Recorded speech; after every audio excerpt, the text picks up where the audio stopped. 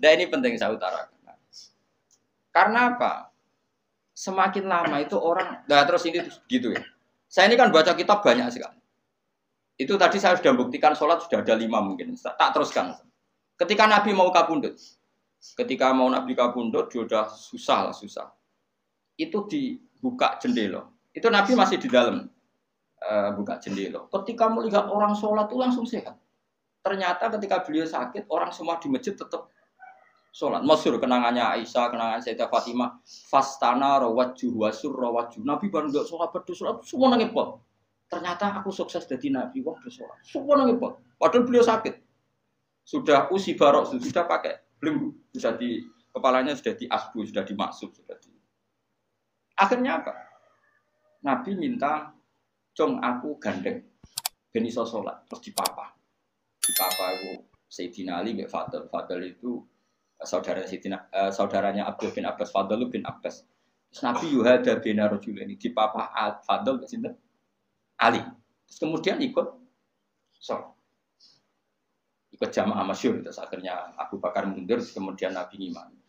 Lagi-lagi Nabi bunganya itu krono sholat. Jadi semua kenangannya sahabat itu ya sholat.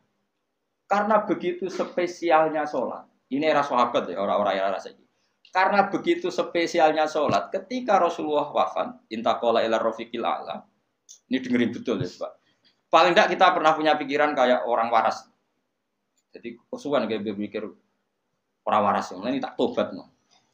Kemudian ketika Nabi wafat, intaqal ila rafiqil a'la. Apa komentar para sahabat? Siapa khalifahnya Rasulullah? Ya orang yang disuruh Nabi sholat. Kata alasan mereka, jabatan negara itu sepele. Wong sholat sepenting itu saja. Abu Bakar sing kon dadi imam. Saya ulang lagi cara berpikir sahabat. Jabatan presiden, jabatan khalifah itu cemen. Wong urusan dunia wae. Wong urusan sepenting sholat wae sing sowan pangeran dikongkon mimpin Abu Bakar. Apa meneh terima urusan dunia wis ben Abu Bakar. Itu ukurannya kelayakan jadi pemimpin itu juga sholat gitu Pak. Paham ya? Mulane ana kontestasi imam, paham tapi gak tapi Gus. Akal-akalan zaman modern itu akal-akalan iki cerita. Mulane tak koi iku zaman sahabat terus akiasno.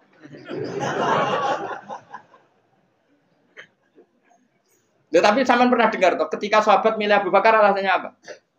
Karena Abu Bakar ditunjuk ngimami sholat.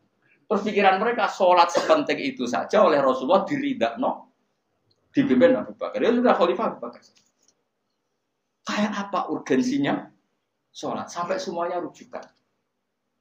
Terus Nabi juga ngendikan, "Somben jong kowe nek ning mahsyar iku amaliyane ora pati dihisab. Pertama dihisab iku sholat, terus sholat sama Allah liyane gampang. Lagi-lagi sholat yang dipuji.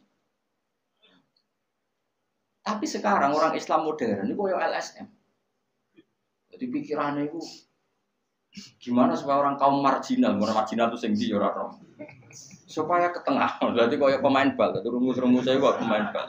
Orang yang termarginalkan supaya di tengah. Orang-orang miskin itu bisa dibasmi. Oleh basmi piye malaikat Mikail ora kepen ngreseki ngentekno.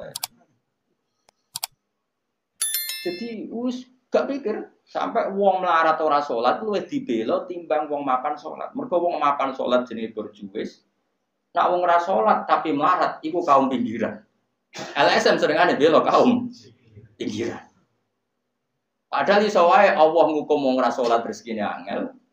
Sing sering salat diparingi barokah urip rezekine jembar. Tapi sebagian wong-wong LSM ya ora kabeh tapi kakean sing ngene iki, paham ya? Sing salat mapan nggo mobil dianggap berjuwis, anti sosial. Sing ra salat terus Allah ngukum melarat, tetep dibela-bela mergo napa marji. Ngene ke jogeman melok ngono niku iku wong Islam. Ojo geman iso wae dekne melarat mergo uripe boros. Dhe dhuwit sithik dienggo narkoba, dhe dhuwit sithik nggo bokeng wong wedok, terus melarat. Bareng melarat berhubung melarat tetep mbok bela mati-matian. Tapi tak koki pangeran itu piye? Iku tak hukum malah mbok bela gitu piye. Lah saiki akeh ora percaya takok aku. Sopo wae wong paling melarat ning donya terus takok ya asal usule. Kira-kira mergo Allah sing dolim apa masalah lune? Wong merantau sing ning dalan-dalan ku rata-rata ya ana mutunge. Melarat ning desa isin Tukaran mbek Pak D Pali terus mutung anti silatur rohim minggat sementing rawuh dulur.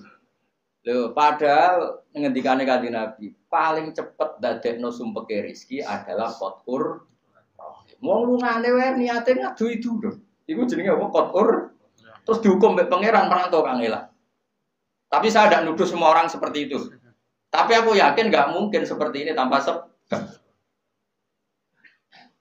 Terus kok bela-bela nih. Mereka kowe mau dikoidah marginal berjuis, apa? Marginal. Kalau pikiran ini terus, nanti kita kayak zaman PKI kan. Saya tuh punya kenalan gus-gus banyak di Kediri, di Madiun, di mana-mana. Itu dulu PKI Madiun, PKI Kediri, PKI mana-mana di daerah sana itu. Mangkel kiai, dari kiai dianggap koyok bos berjuis. Santri yang kerja ngurumat apa kebon. Kiai ini tengok-tengok neng omah untuk setoran. Jadi nganggep kiai koyok ketua geng. Mergo kiai ini neng omah tengok-tengok mulang. Enggak santri ini ngurusi kelapane, ngurusi panenane terus disetor. Nah, makanya darane kiai ketua geng. Terus yang dia gue bilang kau apa? Melarat. Kau melarat itu bukan ngelak. Akhirnya gerakan sama rata. Itu korban pertama PK. Mereka dia ora roh ibadah. Jadi uang sing diparingi jebar kayak pulau ini kan mulang.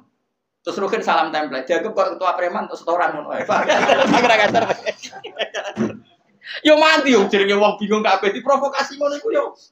Mati. Akhirnya pertama yang dilibas PKI yo kiai perkarane provokasine ngono iku. Oke agak anak kiai aku anak kiai putune kiai itu terus cerita. Padahal kiai-kiai iku mapan mergo barokah wa mattaqillah Allahu makhraja. Mesti ora ana wong takwa ora diurusi pangeran. Kulo niku yo ora pati pinter pergawe tapi yo kerumat wae pangeran. Umum yang kaji kulo yo kaji. Umum yang Pak Yurabi yo rabi. Cara aku butuh wae untuk akeh kan cuma yo. Pokoke gampang kabeh cara gelem cuma iki kan njogo toleransi. Sampai wong ora payu-payu yo. Saya tuh pernah gitu ngisi seminar di Madura di Bata-Bata di sana. Pondok paling besar di Madura namanya termasuk pondok paling besar itu Bata-Bata sama Gus Yofur. Itu cerita gini, Gus kalau di sini orang alim, wah kalau ingin nikah gampang, dikasihkan masih dikasih uang sama calon mertua. Kalau Anda ingin nanti pulang bisa bawa langsung. Ini Madura negara Islam. Yang pemandunya itu bilang gitu. Waduh. Aku ngaku kesuwen dadi kiai Jawa Tengah. Kesuwen ra tau roh ngono-ngono iku. Dadi kok kaget tuh. Masa gitu ya? Itu ada pendereknya lagi. Pengiringnya tak tanya, apa betul gitu? Oh iya betul, betul sekali. Padahal kecerdasan Madura itu yang paling bisa ngalahkan kecerdasan Pak Habibie guyonannya. Karena kalau guyonannya Pak Habibie itu tanya, coba ukur ketinggian tiang itu, tiang bendera. Oleh orang Madura dinaikin. Ditanya, kenapa tidak kamu copot? Itu kan tiangnya kan copotan. Kenapa tidak kamu copot ukur di bawah? Oh namanya agak ketinggian Pak.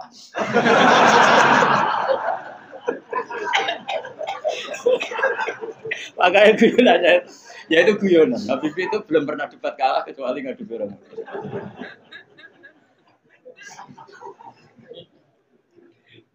Tapi di sana juga gitu, guyonan. Tapi memang orang Madura itu nak guyon. Orang Madura tak tanya, memang guyonannya gitu ya.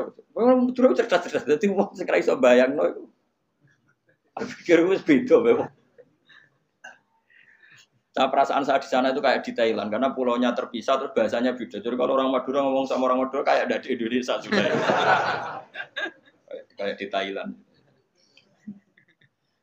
Dan ini cerita supaya kamu tahu. Jadi berkah betul ya di Indonesia itu lama itu ada Madura, ada Sumatera, ada Banjar. Kalau orang Banjar lebih hebat lagi. Orang Banjar itu di mana-mana pakai bahasa Banjar. Sama seperti orang Madura, di mana-mana orang pakai Madura.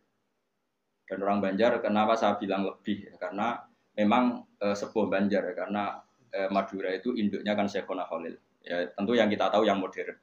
Banjar itu punya indukan namanya Syekh Arsad siapa? Syekh Arsad bin Abdis Somad. Syekhona Khalil itu ngaji sama Syekh Nawawi Banten. Padahal Syekh Nawawi Banten masih ngaji sama Syekh Arsad bin Abdis Somad teman Banjar. Itu uniknya orang Banjar itu. Meskipun hidup di mana-mana pakai bahasa Banjar. Termasuk kiainya siapa yang di Kholi besar di Banjar itu? Siapa itu? Di mana? Ustadz Zainil itu?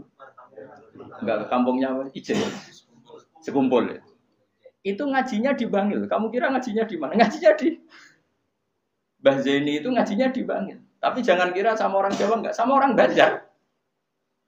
Ngajinya di Bangil. Dan kiainya ya orang Bangil, tapi beliau orang Banjar. Mucalnya ya pakai bahasa Banjar. Sehingga orang Bangil enggak bisa ngaji sama kiai itu karena ini bahasa apa itu? Jadi sudah hidup di Bangil itu tetap pakai bahasa. Kalau kita kan Islam Nusantara, jadi kayak